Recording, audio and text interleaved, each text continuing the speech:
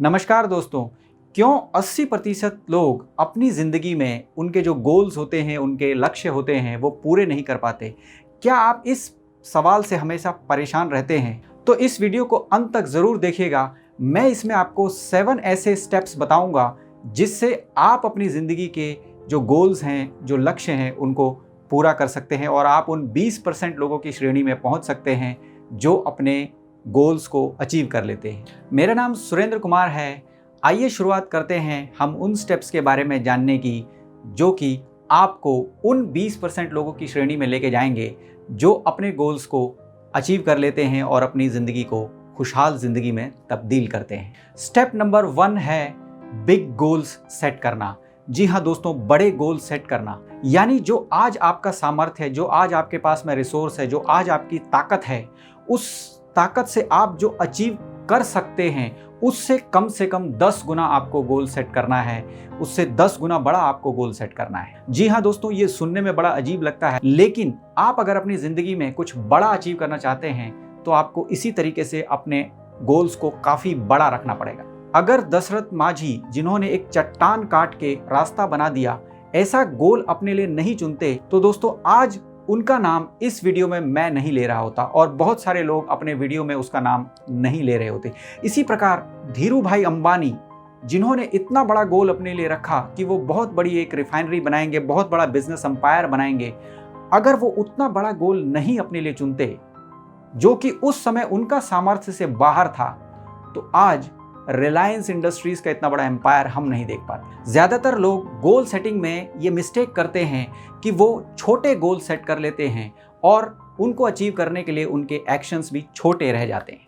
इसे हम एक एग्जाम्पल से समझते हैं। मान लीजिए एक एथलीट 10 किलोमीटर दौड़ सकता है। अगर वो अपना एक गोल बनाता है कि वो 11 किलोमीटर दौड़ेगा 1 महीने के अंदर में, तो ये काफ़ी छोटा गोल होगा उसके लिए और वो 1 महीने में आराम से उस 11 किलोमीटर की दौड़ को पूरा कर सकता है, तो ये बड़ा गोल नहीं कहलाएगा। तो दोस्तों, अपने लिए अपनी सामर्थ्य से कम 10 गुना बड़ा गोल चुनिए जिससे आप अपनी जिंदगी को बेहतर बना सकते हैं। स्टेप नंबर 2 है प्लान विद स्मॉल एक्शंस। जी हाँ दोस्तों, गोल बहुत सारे लोग बनाते हैं लेकिन उसकी प्लानिंग काफ़ी कम लोग कर पाते हैं। तो आपको करना है प्लान, वो भी स्मॉल एक्शंस के साथ में।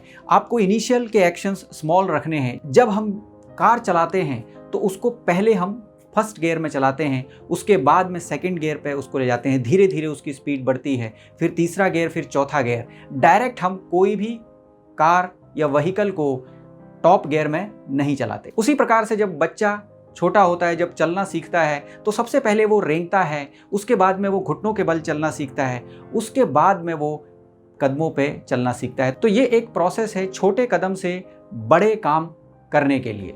तो दोस्तों, आपको प्लान करना है स्मॉल एक्शंस के साथ में। स्टेप नंबर 3 है इनिशिएटिव लेना यानी कि शुरुआत करना। दोस्तों, बहुत सारे लोग गोल सेट करते हैं, बड़े गोल सेट करते हैं, उसका प्लान भी करते हैं, लेकिन वो उसकी शुरुआत नहीं करते। उन एक्शंस जो उन्होंने प्लान किए हैं उसकी शुरुआत नहीं करते, जिससे उनका गोल अचीव करना बिल्कुल नामुमकिन हो जाता है। तो दोस्तों, शुरुआत करना बहुत ज़रूरी है। कोई भी आप गोल लक्ष्य चुनते हैं, उसका प्लान जो आप बनाते हैं उसके हिसाब से आपको एक्शंस की शुरुआत करना बहुत ज़रूरी है। स्टेप नंबर 4 है कंसिस्टेंसी यानी कि निरंतरता, या जिसे हम हैबिट भी बोलते हैं। तो आपने शुरुआत कर ली, लेकिन अगर आप उस शुरुआत को निरंतर नहीं बनाए रख पाते हैं, अगर आप उसको कंसिस्टेंसी नहीं बना पाते हैं, तो आपको अपने लक्ष्य अचीव करने में काफ़ी दिक्कत हो सकती है और ये नामुमकिन भी हो सकता है। तो कंसिस्टेंसी यानी कि हैबिट बहुत ज़रूरी है। अब उसको बनाए कैसे, वो एक बड़ा सवाल है। दोस्तों, कंसिस्टेंसी या हैबिट बनाने के लिए लोग ज़्यादातर एक मिस्टेक करते हैं कि वो किसी भी एक्शन के कंप्लीट होने पर फोकस करते हैं, लेकिन जेम्स क्लियर अपनी बुक एटॉमिक हैबिट्स में बताते हैं कि आपको एक हैबिट को अपने अंदर में लेने के लिए आपको उसके स्टार्टिंग पॉइंट पे यानी कि उसके स्टार्ट होने पे फोकस करना है।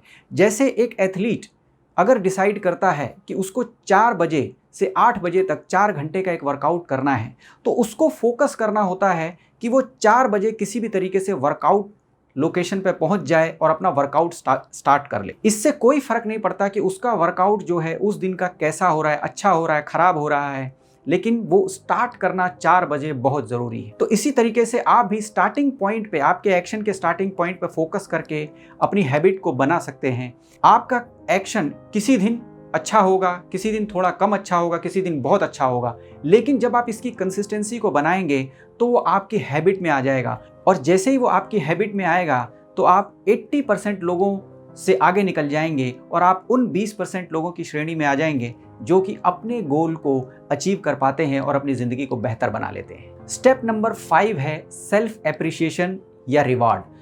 दोस्तों, आपको जब भी आप कोई एक्शन को स्टार्ट कर ले रहे हैं, आपको उसके लिए अपने को रिवॉर्ड देना है, अपने को अप्रिशिएट करना है कि आपने वो एक्शन जो प्लान किया था आप उसको स्टार्ट कर पा रहे हैं। हैबिट फॉर्मेशन में एक सबसे बड़ी बाधा यही होती है, जब आप कोई हैबिट पे काम कर रहे होते हैं, जब आप कोई एक्शंस को आप निरंतर कर रहे होते हैं और उसका रिजल्ट आपको कोई दिखाई नहीं देता है, तो हमको ये लगता है कि ये एक्शन बराबर नहीं है। लेकिन जब आप डेली अपने आप को उसका रिवॉर्ड देते हैं, अपने आप को अप्रिशिएट करते हैं कि आपने वो एक्शन कंप्लीट किया, तो आप जो है उसको कंटिन्यूस कर पाते हैं और आप अपनी कंसिस्टेंसी और हैबिट को बनाने के लिए स्टेप नंबर 5 का इस्तेमाल करते हैं। इसी के लिए सेल्फ एप्रिशिएशन यानी कि सेल्फ रिवॉर्ड बहुत ज़रूरी है। दोस्तों, स्टेप नंबर 6 है ग्रेटिट्यूड यानी कि कृतज्ञता का भाव।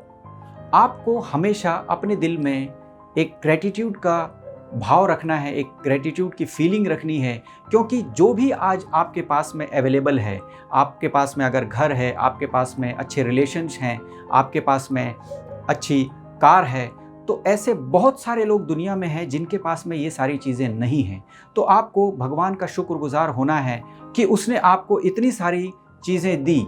जब भी आपके दिल में ग्रेटिट्यूड का भाव रहेगा तो आपका दिल, आपका दिमाग शांत रहेगा और आप अच्छे डिसीजंस ले सकते हैं। जो भी प्रॉब्लम्स आपको आपके लक्ष्य को पूरा करने के बीच में आएंगी, उसको आप आसानी से सॉल्व कर पाएंगे यदि आप ग्रेटिट्यूड का भाव अपने दिल में रखते हैं। दोस्तों, स्टेप नंबर 7 है वीकली रिव्यू करना। जी हाँ, आपने जो प्लान बनाया है, आप जो एक्शन निरंतर ले रहे हैं, उसको आपको हर हफ्ते में रिव्यू करना है कि कौन से आपके एक्शंस जो है बराबर जा रहे हैं, कौन से आपके एक्शंस जो है आप नहीं ले पा रहे हैं और किस वजह से नहीं ले पा रहे हैं। क्या उसका समय आपको बदलना पड़ेगा या आपको कोई समय कम पड़ रहा है, कोई एक्शंस आपको चेंज करने पड़ेंगे। तो दोस्तों, ये जब आप वीकली रिव्यू करेंगे तब आपको ये मालूम चलेगा कि आपको किस एक्शंस को ज़्यादा करना है, किस एक्शंस को कम करना है। और ये कहा जाता है कि जिसको हम इम्प्रूव करना चाहते हैं उसको हम बगैर रिव्यू किए इम्प्रूव नहीं कर सकते। तो दोस्तों, ये 7 स्टेप मैं आपको एक बार दोबारा से बता देता हूँ। स्टेप नंबर 1, अपने लिए बिग गोल्स सेट कीजिए, बड़े ड्रीम देखिए। स्टेप नंबर 2, प्लान कीजिए अपने गोल को कैसे आप अचीव करेंगे। Start with small actions. Step number 3, initiative लीजिए, शुरुआत कीजिए। स्टेप नंबर 4, शुरुआत को कंसिस्टेंट बनाइए और उसकी आदत डालिए। स्टेप नंबर 5, आदत डालने के लिए अपने आप को अप्रिशिएट कीजिए, रिवार्ड कीजिए डेली इवनिंग में। स्टेप नंबर 6, ग्रेटिट्यूड का भाव रखिए अपने दिल में, पूरे दिन भर भगवान का शुक्रिया अदा करिए। स्टेप नंबर 7, अपने प्लान को, एक्शंस को रिव्यू कीजिए। वीकली रिव्यू बहुत ज़रूरी है। दोस्तों, अगर ये 7 स्टेप्स आप अपनी ज़िंदगी में इस्तेमाल करते हैं तो ये आपको आपके लक्ष्य प्राप्त करने के लिए 100% हेल्प करेंगे। उम्मीद करता हूँ ये वीडियो आपको पसंद आया होगा। चैनल को सब्सक्राइब जरूर करिएगा और बेल आइकन पर भी प्रेस करिएगा। नेक्स्ट वीडियो आने तक के लिए बहुत बहुत धन्यवाद।